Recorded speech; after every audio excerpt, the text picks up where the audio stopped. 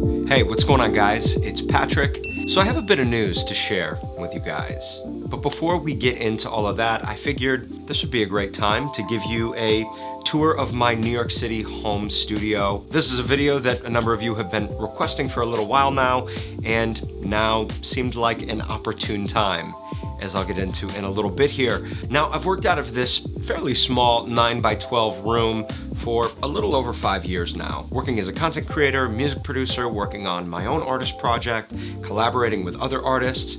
This room has been very multi-purpose, to say the least. And you know, for as small as this room is, it's really taught me how to do a lot with a little. It's forced me to learn how to use limitations to maximize my creative process, which has been a super valuable lesson. But enough with that philosophical nonsense, let's talk about the fun stuff. So behind me is the centerpiece of my whole operation. And the first thing that I'm sure you notice is my custom-built studio desk. Now, this is easily one of my favorite projects that I've ever worked on. I personally designed this desk to fit my space, to fit my needs. My stepfather and I put the desk together. I assembled it here in my studio.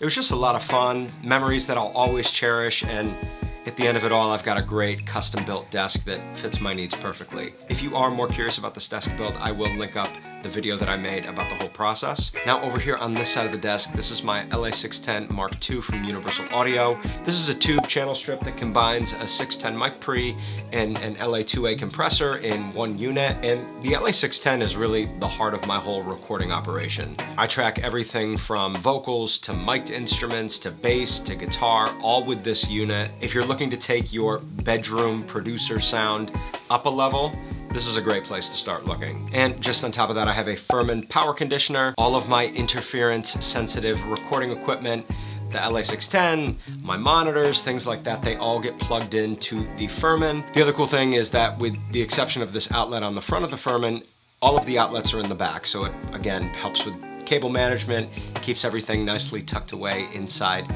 this little bay of the desk, which I love. Let's talk audio interfaces. I've got a couple of options set up. The one that I use most frequently is my Apogee Duet, which is over here on the right side of the desk. My LA610 is hooked up to one of the inputs on the Apogee Duet, and then the other input is obviously free to use for a mic or an instrument hookup. The majority of the recording that I do here is one track at a time, so I'm either recording one voice or one instrument at a time. But if I do encounter a situation where I need to track more than one instrument at a time, I have this super old and well-loved PreSonus FirePod. I've had this thing for over a decade now, and it has definitely served me well. This one doesn't get a ton of use, but it is nice to have the option available. The monitors that I have been using for many, many years now are these KRK Rokit 8s. Super happy with them. Yes, I am definitely aware that this is probably a little bit more monitor than I need in a space this size, but I've had these monitors long before I lived in this apartment or worked in this space, so I've just made it work, and they've been great monitors for me. Let's talk about lighting. Now, this stuff may seem totally superfluous and not at all important to a studio, but I have definitely come to appreciate how some cool and vibey lighting can positively impact the creative process. So behind my TV and running along the back of my desk, I just attached some LED strips that I found on Amazon. I'll link them up below. Nice, inexpensive alternative to like the Philips Hue strips, which are pretty expensive, but you obviously get one of these remotes and you can just change up the vibe however you want. More important than just looking cool, having your setup backlit really helps with eye fatigue. The other thing that has helped immensely with eye fatigue is this little light right up here. And you may not have even noticed it because of how sleek and thin and minimal this light is, but this is the Screen Bar Plus from BenQ. The Screen Bar Plus attaches to the top of your monitor. It illuminates your entire desk space. It has this sleek and minimal desktop dial, which allows you to dim the lights, change the temperature. It's a really great minimal solution that will help you light up your entire workspace and really helps with eye fatigue. Now let's talk about my favorite thing, guitars. Right over here within arm's reach of my desk is my guitar rack.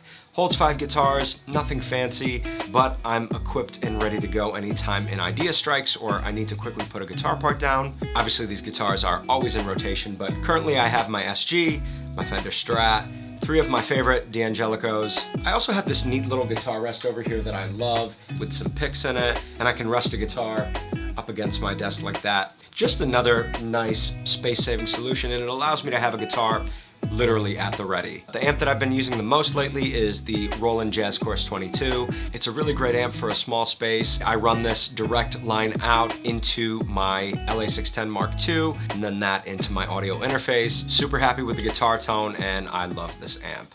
On the top of the desk, I always have some sort of MIDI keyboard. If I want to go with something that gives me a little bit more space on the top of my desk, I'll grab the AKAI MPK Mini or the ARTURIA Mini Lab Mark II. But lately I've been using this KeyStep Pro. I'm really starting to get into drum machines and hardware synths and sequencing gear.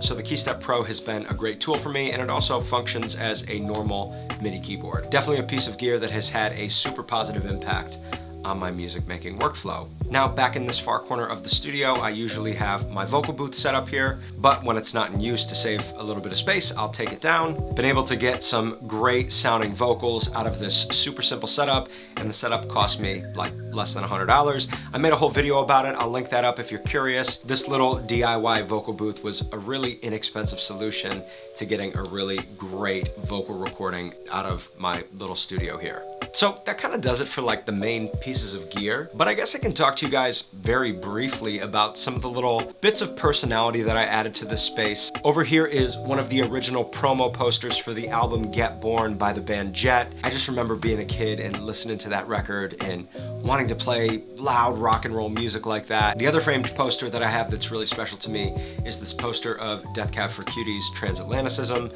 They're another one of my top bands. Benjamin Gibbard is one of my favorite songwriters. Two little reminders that I get to look at every day that help me remember why I started doing what I'm doing. And then we have the bookshelf, probably the most recent addition to the studio. I put this in a couple of years ago, and honestly, it's just a place where I wanted to display some things that make me happy. Obviously, it's no secret, I am a huge Star Wars fan. Strewn about the bookshelf are little Star Wars related trinkets and action figures that I've collected over the years. It's just a lot of fun for me. It's a reminder of that childlike sense of wonder that I used to have when I would watch those movies, and it also can be such a fun conversation starter. Obviously, I've got some of my favorite books on the shelf, got my little Jimi Hendrix, a little Vox AC30, just fun stuff that help me keep this space feeling inspired and keep me feeling creative.